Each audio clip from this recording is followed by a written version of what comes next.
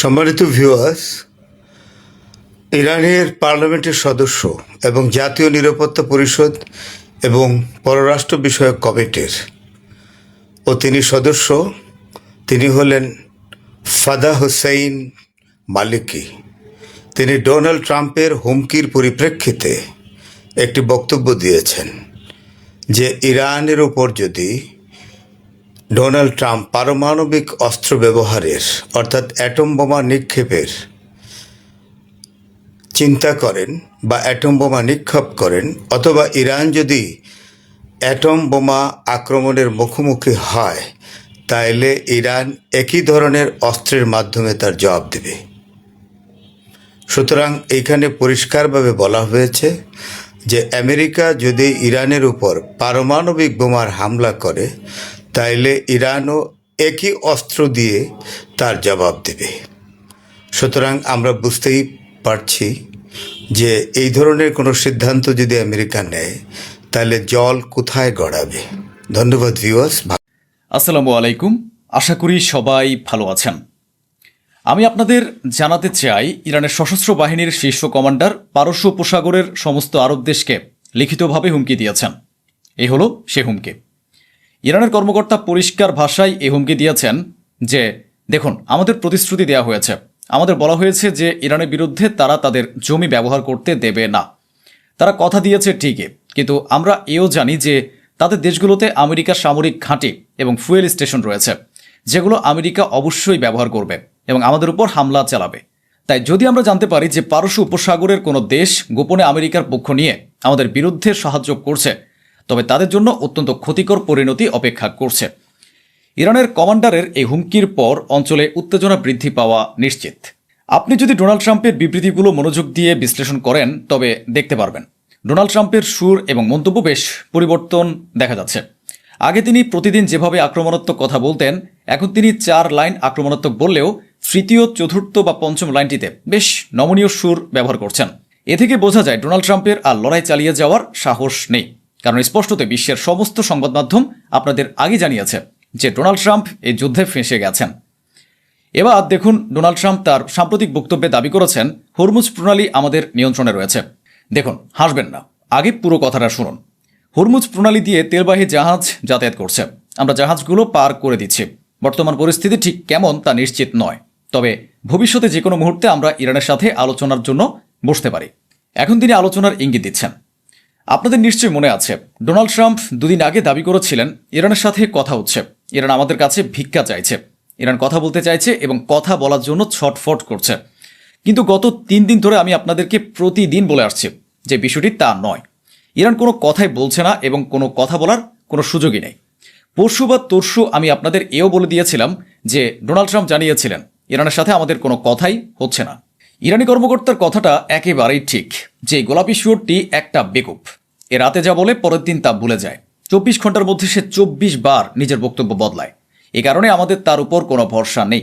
আমার সেই ছোটবেলার গল্পটার কথা মনে পড়ে গেল, যখন একটা শিয়াল বারবার লাফিয়ে আঙুরের নাগাল পাওয়ার চেষ্টা করছিল, কিন্তু আঙুর যখন হাতে পেল না, তখন সে ফিরে যাওয়ার সময় লোকদের বলতে লাগলো, আরে আঙুর তো ভীষণ টক, আঙুর খুবই বাজে, এই আঙুরের আবার কোনো মান আছে নাকি, এগুলো তো পচা আঙুর, কেউ ভুলেও আঙুর নিও না ভাই। তো এই ডোনাল্ড ট্রাম্পের অবস্থাও ঠিক তাই। অন্যদিকে আরব ও আমেরিকার মিডিয়া দাবি করছে আমেরিকা গোপনে হরমুজ প্রণালী থেকে তেল বের করছে।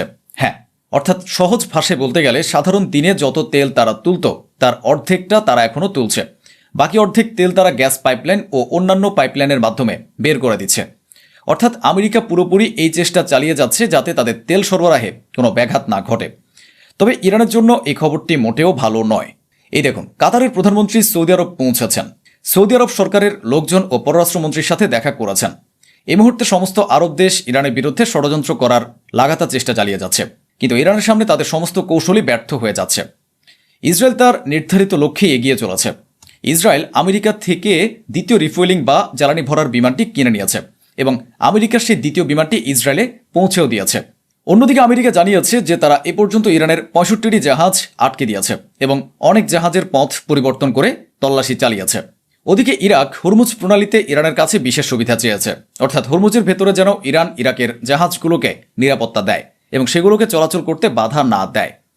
ইরানের সেনাবাহিনীর বড় নেতা অর্থাৎ শীর্ষ কমান্ডার অত্যন্ত মারাত্মক কথা বলেছেন, যেমনটা ইরান আগে ছিল না। আয়াতুল্লাহ খামেনির পরবর্তী সময়ে ইরানের কাজ করার পুরো পদ্ধতিটাই সম্পূর্ণ বদলে গেছে। তিনি বলছেন, এই যুদ্ধ প্রমাণ করে দিয়েছে আমাদের আসল শক্তি কি, আমরা কে, কেমন এবং আমাদের ক্ষমতা কতটা, তা আজ গোটা বিশ্বের সামনে স্পষ্ট হয়ে গেছে। তিনি আরও বলেন, এখন সময় এসেছে শত্রুর বিরুদ্ধে আরও কঠোর ও আক্রমণাত্মক হওয়ার। অর্থাৎ ইরান যদি আগের মতো হতো তাহলে হয়তো বলতো যে আমরা এখন শান্তিতে কথা বলবো, নিজেদের স্বার্থ দেখব এবং কোনো লড়াইয়ে জড়াবো না। কিন্তু এখন ইরানের সেনাবাহিনীর কমান্ডাররা বলছেন যে আমরা জয়ী হয়েছি, আমাদের মনোবল চাঙ্গা রয়েছে এবং শত্রুর মোকাবিলায় আমাদের আরও বেশি আক্রমণাত্মক হতে হবে। এদিকে আজারবাইজান সিএনএনের বিরুদ্ধে একটি বড় মামলা করেছে। মূলত সিএনএন একটি প্রতিবেদন প্রকাশ করেছিল যেখানে বলা হয়েছিল ইসরায়েল তাদের ড্রোন কমান্ডার ও অত্যাধুনিক ড্রোনগুলো আজারবাইজানে পাঠিয়েছিল এবং আজারবাইজানের মাটি ব্যবহার করেই ইরানের উপর হামলা চালিয়েছিল। এই খবর প্রকাশের পর আজারবাইজান ভীষণ ক্ষুব্ধ হয় এবং ইরানও আজারবাইজানকে তীব্র ভাষায় ভৎসনা করে। বর্তমান পরিস্থিতি অনুযায়ী সিএনএনের বিরুদ্ধে আজারবাইজান মানহানির মামলা ঠুকে দিয়েছে, যার ফলে এখন সিএনএন বড় বিপদে পড়েছে বলে মনে হচ্ছে। ইরানের আইন প্রণেতা ইব্রাহিম রেজে বলেছেন, হরমুজ প্রণালী পুরোপুরি আমাদের সশস্ত্র বাহিনীর নিয়ন্ত্রণে থাকবে, আমাদের সেনাবাহিনী এটি নিয়ন্ত্রণ করবে। ইরানের পররাষ্ট্রমন্ত্রী আব্বাস আরাকচি পাকিস্তানের সেনাপ্রধান অসীম মুনিরের সাথে ফোনে কথা বলেছেন। ইরানি কর্মকর্তা ইব্রাহিম রেজাই ডোনাল্ড ট্রাম্পকে উপহাস করে টুইটারে লিখেছেন যে বর্তমান পরিস্থিতিতেও ডোনাল্ড ট্রাম্পের কাপড় থেকে খাবারের গন্ধ আসছে। অর্থাৎ তিনি সেই ঘটনার কথাই ব্যঙ্গ করে মনে করিয়ে দিয়েছেন যখন তুরস্কের একটি বিমানবন্দরের ক্যাফেটেরিয়ার ভ্যানে লুকিয়ে পালিয়েছিলেন ডোনাল্ড ট্রাম্প। সেই ঘটনার প্রসঙ্গ টেনে ইব্রাহিম রেজাই কটাক্ষ করে বলেছেন, ডোনাল্ড ট্রাম্প, যার কাপড় থেকে এখনও খাবারের গন্ধ বের হচ্ছে, সে কিনা দাবি করছে হরমুজ প্রণালী তার নিয়ন্ত্রণে রয়েছে। সৌদি আরবও এক্ষেত্রে পিছিয়ে নেই। আপনাদের নিশ্চয়ই মনে আছে, শুরুতে সৌদি যুবরাজ মোহাম্মদ বিন সালমান সরাসরি নিজের ফোন থেকে ডোনাল্ড ট্রাম্পকে কল করেছিলেন এবং ইরানের উপর চাপ সৃষ্টি করে আরও বেশি করে হামলা চালানোর জন্য বলেছিলেন। যদিও আমেরিকা তখন ইরানের উপর হামলা চালাচ্ছিলই, তবুও মোহাম্মদ বিন সালমান চান যে ইরান যেন পুরোপুরি ধ্বংস হয়ে যায়। এরপর যখন আমেরিকার পিছু হটার উপক্রম হলো এবং মোহাম্মদ বিন সালমান এর ভয়ে অবস্থা কাহিল হয়ে গেল, তখন সে হঠাৎ করেই মধ্যস্থতার কথা বলতে শুরু করলো। সে বলতে লাগলো, আমরা ইরানকে বলছি ইরানও যেন শান্ত হয়ে যায়, আমেরিকাও শান্ত হয়ে যাক এবং আলোচনার টেবিলে ফিরে আসুক। যখন ভয় পেয়ে অবস্থা খারাপ হয়ে গেল তখন তারা মধ্যস্থতার কথা বলতে শুরু করলো। এরপর ইয়েমেনের উপর হামলা চালালো। আপনাদের নিশ্চয়ই মনে আছে, সৌদি আরব এবং আমেরিকা মিলে ইরাকে হামলা চালিয়েছিল। কখন হামলা করেছিল? যখন ইমাম হোসেনের অনুসারীরা সারা দুনিয়া থেকে আরবাইন উপলক্ষে সেখানে সমবেত হয়েছিলেন। সে সময় নিজেদের ভেতরে থাকা এজিদি মানসিকতার বহিঃপ্রকাশ ঘটিয়ে মোহাম্মদ বিন সালমানের সেনারা আমেরিকার সাথে মিলে ইরাকে হামলা চালায়। এরপর তারা ইয়েমেনের হুতিদের উপর আক্রমণ করে। এখন যখন ইয়েমেনের হুতিরা এদের লেজে গোবরে অবস্থা করতে শুরু করলো, তখন এদের সব বাহাদুরি কর্পূরের মতো উবে গেল। তারপর এই সৌদি আরব নিজে থেকে বহু দেশের সামরিক বাহিনীকে কমান্ডারদের তাদের দেশে ডেকে পাঠালো এবং এক মুঠো হুতির সাথে লড়াই করার পুরো পরিকল্পনা করলো। কিন্তু যখন হুতিরা ঘুরে দাঁড়িয়ে তাদের অবস্থা শোচনীয় করে তুলল, তখন আজকের এই বিবরণে দেখুন তারা আবারও ব্যাকফুটে চলে এসেছে। এটাই হলো সৌদি আরবের আসল ক্ষমতা, এটাই হলো সৌদি আরবের নেতাদের চরিত্র। সৌদি আরব এখন দাবি জানিয়েছে যে হরমুজ প্রণালী এবং বাব আল মানদেব প্রণালী খুলে দেওয়া উচিত, এগুলো বন্ধ করে রাখা উচিত নয় এবং কোনো হামলা ছাড়াই তা খুলে দেওয়া উচিত, এমনকি কোনো ট্যাক্সও নেওয়া উচিত নয়। এ হলো সৌদি আরবের শক্তি। আপনাদের কি মনে আছে গতকালের কথা, যখন আমি একটি গ্রাফিক্স বানিয়ে আপনাদের সাথে মিলে ডোনাল্ড ট্রাম্পের মুখে মুতেছিলাম? কারণ ডোনাল্ড ট্রাম্প হরমুজ প্রণালীর একটি ছবি ও ম্যাপ পোস্ট করে লিখেছিলেন স্টেট অফ আমেরিকা। তখন আমি এই উদাহরণ দিয়েছিলাম যে এই দেখুন, আমেরিকার এই টেক্সাস রাজ্যটাকে আমরা নয়াদিল্লি বানিয়ে দিয়েছি।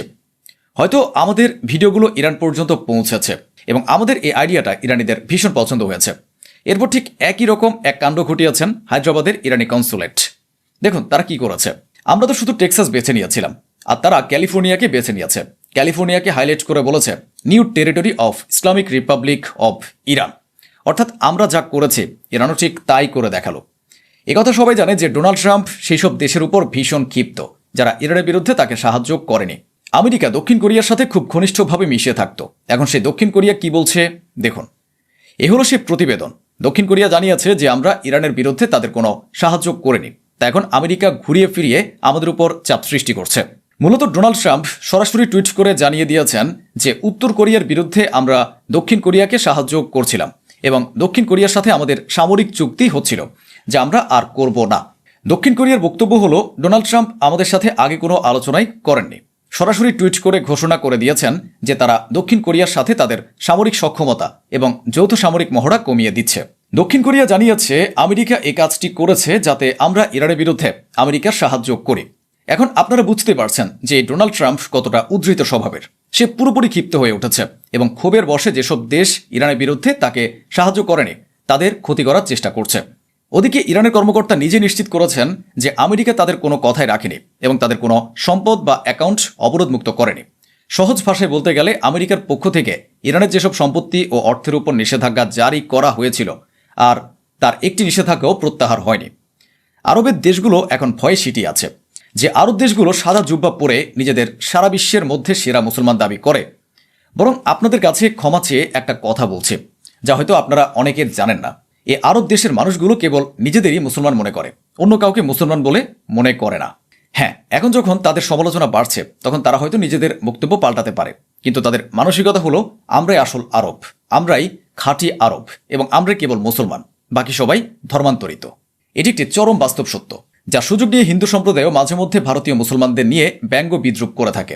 কিন্তু যখন একজন প্রকৃত মুসলমান শয়তানের মোকাবিলা করল তখন শয়তানের এই দোসর আরবদের মনে এমন এক চরম আতঙ্ক তৈরি হয়েছে যে তারা এখন ইরান সম্পর্কে বলছে আমেরিকা যদি ইরানের উপর অর্থনৈতিক চাপ বজায় রাখে তবে ইরান ক্ষিপ্ত হয়ে সামরিক অভিযান শুরু করতে পারে। আর এটা তো স্পষ্ট যে সামরিক অভিযান শুরু হলে এই আরব দেশগুলো বিপদের মুখে পড়বে। এটাই হলো আরবদের আসল মানসিকতা এবং এটাই হলো তাদের সাহস। আপনাদের নিশ্চয়ই মনে আছে যুদ্ধের সময় যখন সারা বিশ্বে তেলের সংকট দেখা দিয়েছিল তখন আমেরিকা ঘোষণা করেছিল যে তারা ইরানের উপর থেকে নিষেধাজ্ঞা তুলে নিচ্ছে এবং ইরান তেল বিক্রি করতে পারবে। তখন ইরান জানিয়েছিল যে ওই 3 মাসে আমরা ঠিক ততটাই তেল বিক্রি করেছে যতটা আমরা গত 1 বছরে তেল বিক্রি করে আয় করেছিলাম। এর মাধ্যমে ইরান এটাই বোঝাতে চাইছে যে তাদের কার্যক্রম অব্যাহত রয়েছে এবং চমৎকারভাবে চলছে। ইরান তো 2 দিন আগেও এই কথা বলেছে। গত কয়েকদিনে তাদের পক্ষ থেকে 3টি বিবৃতি এসেছে। আমাদের কৃষিমন্ত্রী গতকালই বলেছেন যে আমাদের উপর যত বড় অর্থনৈতিক চাপই সৃষ্টি হোক না কেন তাতে আমাদের কিচ্ছু আসে যায় না। আমাদের কাছে এখনও পর্যাপ্ত রিজার্ভ রয়েছে। আমাদের কাছে খাবার, পানি ও কাপড়ের এমন কোনো কমতি নেই যে আমাদের রিজার্ভ হাতড়াতে হবে। ইরানি সংসদের একজন সদস্য বিশ্বের সমস্ত গণমাধ্যমে এই কথাটি আবারও পরিষ্কার ভাষায় বলেছেন যে ইসরায়েলের জাহাজ তো দূরের কথা, ইসরায়েলের সংশ্লিষ্ট কোনো জাহাজকেও আমরা হরমুজ প্রণালী দিয়ে পার হতে দেব না। যুদ্ধের সময় আমি যেসব কথা বলেছিলাম এবং যে সমস্ত দাবি পেশ করেছিলাম তখন বেচারা সাধারণ মুসলমানরা ভীষণ ক্ষেপে গিয়ে বলেছিল, ভাই আপনি নিজের মন গড়া কথা বলছেন, কিন্তু আমি তো আর কোনো রিলবাজ নই, তাই না ভাই? আমার কাছে তো প্রমাণ থাকে। তবে হ্যাঁ, আমি যে তথ্য ও যে দাবি পেশ করেছিলাম তখন সেগুলো তাৎক্ষণিক কোনো প্রমাণ আমার কাছে ছিল না, কিন্তু আমার কাছে ওয়াদা ছিল, আমার নিজের কথা জোর ছিল যে আমেরিকা নিজে একদিন এ সমস্ত স্বীকার করবে এবং আমি সেই দিন তার প্রমাণ সবার সামনে দিয়ে দেব। এই দেখুন তার প্রমাণ। যুদ্ধের সময় বাহরাইনে থাকা আমেরিকার একটি সামরিক ঘাঁটি পুরোপুরি ধ্বংস হয়ে গিয়েছিল, আর এই বিষয়টি আমেরিকার প্রতিরক্ষা মন্ত্রী ট্রাম্পকে জানাননি। আর এই কারণেই আমেরিকার বিমানবাহী রণতরী আব্রাহাম লিঙ্কনের সাহায্য পাওয়ার ক্ষেত্রে বাহরাইনের প্রধান মার্কিন ঘাঁটি থেকে সাহায্য পৌঁছাতে বিলম্ব শুরু করে, কারণ তখন বাধ্য হয়ে সেই সাহায্য ব্রিটেনের ডিয়েগো গার্সিয়া দ্বীপে অবস্থিত মার্কিন ঘাঁটি থেকে পাঠাতে হতো, যা পৌঁছাতে অনেক বেশি সময় নিত। কিন্তু ডোনাল্ড ট্রাম্প যদি শুনতে পেতেন যে বাহরাইনে তাদের আস্ত একটা ঘাঁটি পুরোপুরি ধ্বংস হয়ে গেছে তবে তিনি পাগল হয়ে যেতেন। এ ভয়ে আমেরিকার প্রতিরক্ষা মন্ত্রী এই খবরটি চেপে গিয়েছিলেন। আমি সেই সময়ই বলেছিলাম যে বাহরাইনে আমেরিকার ঘাঁটিটি একেবারে তছনছ হয়ে গেছে, সেখানে আর কিছু অবশিষ্ট নেই। আজ সেটাই প্রমাণিত হয়ে গেল। আর কি কোনো প্রমাণের প্রয়োজন আছে? তো বন্ধুরা, এই ছিল আজকের আয়োজন যা স্বচ্ছভাবে আপনাদের সামনে তুলে ধরা হলো। আশা করি আমাদের এই প্রচেষ্টা আপনাদের ভালো লেগেছে। বাঘে ছুলে 18 ঘা, কিন্তু এরদোয়ান ছুলে কত ঘা বলতে পারবেন আপনারা? আপনারা অনেকেই হয়তো এরদোয়ানকে মনে করেন কেবল তিনি হুঙ্কারের মধ্যেই নিজেকে সীমাবদ্ধ রাখেন। তা কিন্তু নয়। এরদোয়ান কি, কেমন তার রণহুঙ্কার, কেমন তিনি যুদ্ধক্ষেত্রে পারেন তা কুর্দিরা জানে, তা বাশার আল আসাদ জানেন, তা আরো অনেক অনেক রাষ্ট্র যারা ইতিমধ্যেই এরদোয়ানের বাহিনীর কাছে পরাজিত হয়েছে তারা সবাই জানে। নাগোর্নো কারাবাখে কি হয়েছিল আপনাদের মনে আছে? সেটা যদি মনে থাকে তাহলে নিশ্চয়ই আপনারা বলবেন। যারাই এরদোয়ানের সঙ্গে লড়তে গিয়েছে তারা প্রজ্ঞা, বুদ্ধিমত্তা এবং সমর শক্তির অভাবে পিছিয়ে গেছে, তারা ক্ষতিগ্রস্ত হয়েছে।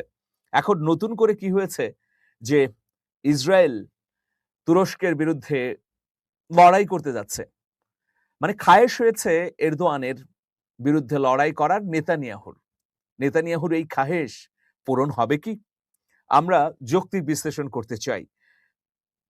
প্রিয় দর্শক, গত ২ দশককে যদি সামনে রাখি আমরা দেখব তুরস্ক একটি অস্ত্র ক্রেতা রাষ্ট্র ছিল। সেখান থেকে ২০০১ থেকে বর্তমান সময় ২০২৬, ২৫ বছরের শাসনকালে রিসেপ তাইপ এরদোয়ান এই দুর্বল প্রতিরক্ষার রাষ্ট্রটিকে একটা শক্ত প্রতিরক্ষার ভিতের উপর দাঁড় করিয়েছেন। এটা অত্যন্ত গুরুত্বপূর্ণ একটা বিষয়। দর্শক, এখন আমরা দেখতে পাচ্ছি সেই নিপীড়ক নেতানিয়াহু তিনি নতুন করে খেলা শুরু করেছেন, যে খেলায় ভয়ে কাঁপছে ইসরায়েলের নাগরিকরা। ইসরায়েলের সাবেক গুরুত্বপূর্ণ ব্যক্তিবর্গ, সামরিক কর্মকর্তারা, রাজনীতিকরা এক বাক্যে বলছেন যে এইবার চূড়ান্ত পতনের খেলা খেলছেন নেতানিয়াহু। কারণ আগ বাড়িয়ে পায়ে পা দিয়েছে ইসরায়েল। তুরস্কের মতো বৃহৎ, সমর শক্তিতে শক্তিশালী, ন্যাটোর সদস্যভুক্ত রাষ্ট্রের বিরুদ্ধে যদি কোনো অ্যাকশনে যেতে চায় তো ইসরায়েল, তাহলে তার পরিণতি কি হবে? দেখুন, সিরিয়ায় হামলা করেছে ইসরায়েল। এই হামলাই তার চূড়ান্ত পতন ডেকে আনতে পারে। কঠোর ভাষায় জবাব দিয়েছে তুরস্ক। ইতিমধ্যে স্পষ্টভাবে জানিয়ে দেওয়া হয়েছে, এই হামলার যদি আর নতুন করে আক্রান্ত করার চেষ্টা করা হয় বা এই হামলার পুনরাবৃত্তি যদি ঘটে, তাহলে গুড়িয়ে দেওয়া হবে ইসরায়েলকে। আজকেও সতর্কবার্তা এসেছে। আপনারা বলতে পারেন যে এইরকম সতর্কবার্তা, এইরকম হুঙ্কার, এইরকম হুমকি ধামকি অনেকেই দিয়েছেন এরদোয়ান। কিন্তু আপনারা নিশ্চয়ই জেনে থাকবেন, এরদোয়ান তার স্বাধীনতা, সার্বভৌমত্ব, সীমান্তের ব্যাপারে সবসময়ই অনড়। সিরিয়া ইস্যুতে আঙ্কারা বিপজ্জনক পদক্ষেপ নিচ্ছে বলে মন্তব্য করে তুরস্ককে কড়া হুঁশিয়ারি দিয়েছেন ইসরায়েলের প্রতিরক্ষা মন্ত্রী ইসরায়েল কার্জ। তিনি জানান, দেশের নিরাপত্তার জন্য হুমকি সৃষ্টি করে এমন কোনো গোষ্ঠীকে ছাড় দেবে না ইসরায়েল। আসলে ইসরায়েল কার্জ, তিনি তো একটা ছোট দলের বড় নেতা হয়েছেন, মন্ত্রী হয়েছেন জোট করার কারণে নেতানিয়াহুর সঙ্গে। তিনি কি তাপ এবং উত্তাপ বুঝতে পারেন তুরস্কের? বৃহস্পতিবার সামাজিক যোগাযোগ মাধ্যম এক্সে দেয়া এক বার্তায় কার্জ উল্লেখ করেন, তুর্কি প্রেসিডেন্ট রিসেপ তাইপ এরদোয়ান সিরিয়ায় বিপজ্জনক কর্মকাণ্ডে জড়িয়ে পড়ছেন, যা সিরিয়ার সঙ্গে দেশটির সম্পর্কের ক্ষেত্রে নেতিবাচক পরিণতি ডেকে আনতে পারে। নিজের আত্মরক্ষার সক্ষমতাকে পরীক্ষা না করার পরামর্শ দিয়ে ইসরায়েলি প্রতিরক্ষা মন্ত্রী বলেন, ইসরায়েলের বিরুদ্ধে তুর্কি জাতীয় সংসদে অবাস্তব ও কল্পনা নির্ভর বক্তব্য অব্যাহত রাখা এরদোয়ানের জন্য শ্রেয় হবে, কারণ আত্মরক্ষার ইসরায়েলের সংকল্প পরীক্ষা করার চেষ্টা ঠিক হবে না। এরা যে কোন জায়গায় আছে, একটা ইসরায়েল ইরানের সঙ্গেই পেরে উঠছে না, একটা ইসরায়েল ইরান তার শক্তিমত্তা দেখিয়ে দিয়েছে ইসরায়েলকে, একটা ইসরায়েল কতটা পর্যদস্ত হয়েছে, নাস্তানাবুদ হয়েছে, তার দেশের ভেতরে যে কি ভয়াবহ পরিস্থিতি, সেটা দেখেও না দেখার ভান করে কেবল বিশ্ববাসীকে প্রতারণা করে নিজেদের ক্ষমতা জাহির করছে ইসরায়েলের নেতারা। দেখুন, তুরস্কের সঙ্গে উত্তেজনা বাড়ানোর ঘটনায় ইসরায়েলের প্রধানমন্ত্রী বেনিয়ামিন নেতানিয়াহুকে তীব্র ভর্ৎসনা করেছেন দেশটির সাবেক প্রধানমন্ত্রী এহুদ বারাক। তিনি নেতানিয়াহুর এই পদক্ষেপকে বোকামিপূর্ণ আখ্যা দিয়ে বলেছেন, এর পেছনে রাজনৈতিক স্বার্থ কাজ করছে। তার মতে, নির্বাচনের আগে নিরাপত্তা সংকট তৈরি করে জনমনে উদ্বেগ বাড়ানোর চেষ্টা করছেন নেতানিয়াহু। টিআরটি ওয়ার্ল্ড বলছে, বুধবার সামাজিক যোগাযোগ মাধ্যম এক্সে দেয়া এক পোস্টে এসব কথা বলেন তিনি। তিনি লিখেছেন, তুরস্কের সঙ্গে ইচ্ছাকৃতভাবে উত্তেজনা বাড়িয়ে নেতানিয়াহু বেপরোয়া ও বোকামিপূর্ণ কাজ করেছেন। নেতানিয়াহুর এই পদক্ষেপের ক্ষেত্রে কোনটি বেশি বেপরোয়া নাকি বোকামি, তা বলা কঠিন। তিনি বলেন, নির্বাচনের আগে ধারাবাহিকভাবে নিরাপত্তা সংকট তৈরি করে জনমনে উদ্বেগ বাড়ানোর পেছনে রাজনৈতিক উদ্দেশ্য স্পষ্ট, তা বোঝাই যাচ্ছে। তুরস্ক ইরান বা বাশার আল আসাদের সিরিয়া নয় উল্লেখ করে বারাক বলেন, আঙ্কারার সঙ্গে এমন কোনো সমস্যা নেই যার সমাধান করা সম্ভব নয়। যোগাযোগের মাধ্যমে তুরস্কের সঙ্গে যে কোনো কৌশলগত সমস্যা দীর্ঘমেয়াদে সমাধান, নিয়ন্ত্রণে রাখা এবং পিছিয়ে দেওয়া সম্ভব। কিন্তু নেতানিয়াহু পুরোপুরি নিয়ন্ত্রণ হারিয়েছেন। আপনারা জানেন যে অক্টোবরে নির্বাচন, এই নির্বাচনকে পিছিয়ে দেওয়া বা বানচাল করার উদ্দেশ্য রয়েছে নেতানিয়াহুর, যেটা বিরোধী নেতারা বুঝতে পেরেছেন।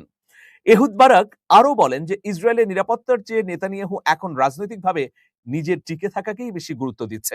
যুদ্ধের লক্ষ্য অর্জনে পুরোপুরি ব্যর্থতা এবং সম্ভাব্য রাজনৈতিক পরাজয়ের মুখে তিনি যেন নেশাগ্রস্ত জোয়ারির মতো আচরণ করেছেন। এহুদ বারাকের এসব মন্তব্যই তো স্পষ্ট করে দিচ্ছে ইসরায়েলের বর্তমান অবস্থা কি আর নেতানিয়াহু কোথায় দাঁড়িয়ে আছেন। তিনি বলেন, নেতানিয়াহুর বেপরোয়া কর্মকাণ্ড বিশ্ব ও মধ্যপ্রাচ্যে ইসরায়েলের যেসব মিত্র ও বন্ধু এখনো রয়েছে তাদেরও গভীরভাবে উদ্বিগ্ন করে তুলেছে। নেতানিয়াহুর কারণে ইসরায়েলের নিরাপত্তা ও কূটনীতিতে যে ক্ষতি হয়েছে তা কাটিয়ে উঠতে অনেক সময় লাগবে বলে মন্তব্য করেন সাবেক এই প্রধানমন্ত্রী। সাবেক ইসরায়েলি প্রধানমন্ত্রীর মতে পরিস্থিতি আরো খারাপ হতে পারে, এমন নতুন কোনো বেপরোয়া পদক্ষেপ নেওয়ার কোনো মানে নেই। এদিকে সিরিয়ায় ইসরায়েলের সাম্প্রতিক হামলাকে উস্কানিমূলক এবং বিপজ্জনক বলে মন্তব্য করেছেন ইসরায়েলের বিরোধী দলীয় নেতা ইয়ার ল্যাপিড। তিনি বলেছেন, এ হামলা ইসরায়েলের মিত্রদের সঙ্গে, বিশেষ করে যুক্তরাষ্ট্রের সঙ্গে আরো দূরত্ব বাড়িয়ে দেবে। ইসরায়েলের ডেমোক্রেটস পার্টির নেতা গোলান বলছেন যে এই হামলা ইসরায়েলকে তুরস্কের সঙ্গে সংঘাতের আরো কাছাকাছি নিয়ে যাচ্ছে। এক্সে দেয়া এক পোস্টে তিনি বলেন, রাজনৈতিক স্বার্থে আরো সামরিক শক্তি ব্যবহার করা হচ্ছে, আর এর মূল্য দিতে হচ্ছে ইসরায়েলকে, বিশেষ করে দেশের নিরাপত্তার ক্ষেত্রে। নেতানিয়াহুকে তিনি চরমপন্থী ও অবিশ্বস্ত নেতা হিসেবে উল্লেখ করে বলেন, তার উপর আস্থা রেখে স্থিতিশীল অর্থনৈতিক বা আঞ্চলিক কাঠামো কখনোই গড়ে তোলা সম্ভব নয়। প্রিয় দর্শক, আমি দেখাচ্ছি যে নেতানিয়াহু যে অবস্থায় দাঁড়িয়ে আছেন, সেই অবস্থায় তিনি ইসরায়েলে টিকবেন কি টিকবেন না, এটাই হচ্ছে প্রশ্ন সাপেক্ষ বিষয়। আগামী নির্বাচনে প্রত্যেকটা জরিপ বলছে নেতানিয়াহুর একদম ভূমিধস ধরাশায়ী হবেন। নেতানিয়াহুর ভূমিধস পরাজয় ঘটবে। নির্বাচনের মাত্র কয়েক মাস আগে এখন তিনি কপচাচ্ছেন সিরিয়ায় হামলা করবেন, আর সিরিয়ায় হামলা করতে গেলে তুরস্ক যে প্রতিরোধ গড়ে তুলবে, তুরস্ক পাল্টা হামলা করবে, সেই হামলা থেকে নেতানিয়াহু কিভাবে ইসরায়েলকে রক্ষা করবেন? নাকি পালিয়ে বাঁচবেন, গ্রিসে পালিয়ে যাবেন, অন্য কোথাও পালিয়ে যাবেন? এছাড়া তো তার সামনে আর কোনো পথ নেই। ইসরায়েলের শীর্ষস্থানীয় সব নেতারাই বলছেন যে ভয়াবহ বিপজ্জনক পথে পা বাড়িয়েছে তেল আবিব। আঙ্কারার সঙ্গে যুদ্ধ করে টিকে থাকা অকল্পনীয় ব্যাপার।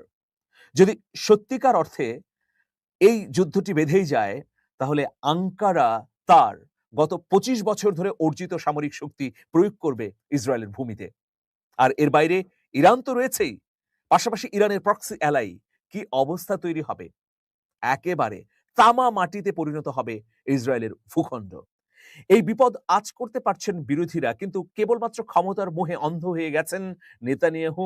তিনি চাইছেন অক্টোবরের নির্বাচনটি বানচাল হয়ে যাক, সেই জন্য নতুন করে সিরিয়ায় হামলা করে একটা যুদ্ধ পরিস্থিতি জিইয়ে রাখতে চাচ্ছেন। এই যে দেখুন, নেতানিয়াহুর পরিস্থিতি হচ্ছে এরকম। বিধ্বস্ত এবং পরাজিত এই নেতানিয়াহু নতুন করে সিরিয়ার বিরুদ্ধে যুদ্ধের ডাক দিচ্ছেন, মানে সংকটে ফেলতে চান ইসরায়েলের গণতান্ত্রিক ব্যবস্থাকে। প্রিয় দর্শক, ইতিমধ্যে এই পরিস্থিতির বিপরীতে কঠোর বার্তা দিয়েছেন রিসেপ তাইয়েপ এরদোয়ান। তিনি বলেছেন যে সিরিয়া আমাদের সার্বভৌমত্বের একটি অংশ।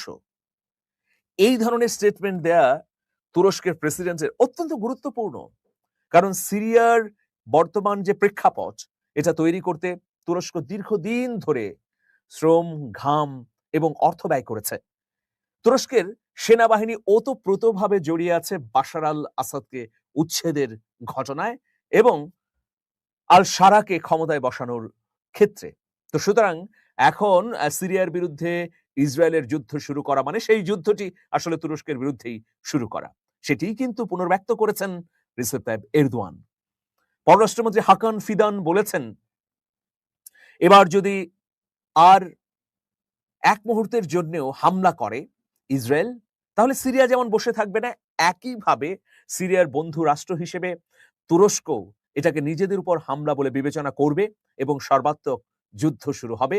তুরস্কের এই যে সর্বাত্মক লড়াই, এটা একদিনের জন্য নয়, বরং ইসরায়েলকে নিবৃত্ত না করা পর্যন্ত তা অব্যাহত থাকবে, এমনই বলেছেন হাকান ফিদান। এরকম পরিস্থিতিতে নেতানিয়াহুর রাশ টেনে ধরবার জন্য ইসরায়েলের সব রাজনীতিক একজোট হয়েছেন। এবার নেতানিয়াহুর পার্টি কার সঙ্গে জোট করবে সেই ধরনের রাজনৈতিক দলই খুঁজে পাচ্ছেন না। নেতানিয়াহু দিশেহারা। ফলে দিশেহারা পাগলপ্রায় ব্যক্তি যেমন অসংলগ্ন আচরণ করেন, একইভাবে সর্বশেষ তার নির্দেশে ইসরায়েলের আক্রমণ সিরিয়ার উপর ঠিক সেই ধরনেরই বার্তা দিচ্ছে। শেষ পর্যন্ত কি পরিণতি ঘটবে তার জন্য দেখার অপেক্ষা করতে হবে। তবে একদম স্পষ্ট, ক্রিস্টাল ক্লিয়ার বার্তা হচ্ছে, আর একবার যদি সিরিয়ায় আক্রমণ করা হয় তাহলে নিজেদের সর্বোচ্চ শক্তি প্রয়োগ করবে তুরস্ক, কারণ এই হামলাকে প্রথম দফায় তারা ক্ষমা করে দিয়েছে। প্রথম দফায় ইসরায়েলের ভুলকে মার্জনা করেছে আঙ্কারা, কিন্তু দ্বিতীয় দফায় এটা ক্ষমার অযোগ্য অপরাধ হিসেবে বিবেচিত হবে। তুরস্ক মনে করবে তার সার্বভৌমত্বের উপর আঘাত করা হয়েছে। সুতরাং একটি দেশের সার্বভৌমত্বের উপর যখন আঘাত করা হয় তখন সেই দেশের সেনাবাহিনীকে যা যা করতে হয় তাই করা হবে। দর্শক, আমরা যুদ্ধ চাই না, কিন্তু আমরা নিপীড়ক ইসরায়েল এবং তার প্রধানমন্ত্রী নেতানিয়াহুর ন্যাক্কারজনক পরাজয় দেখতে চাই। আমরা যদি নেতানিয়াহুর পরাজয় দেখতে পারি তাহলে তার চেয়ে প্রশান্তিকর আর কি হতে পারে? আপনাদের কমেন্টস গুলো লিখুন। আপনারা নিপীড়কের পক্ষে নাকি জালিমের পক্ষে?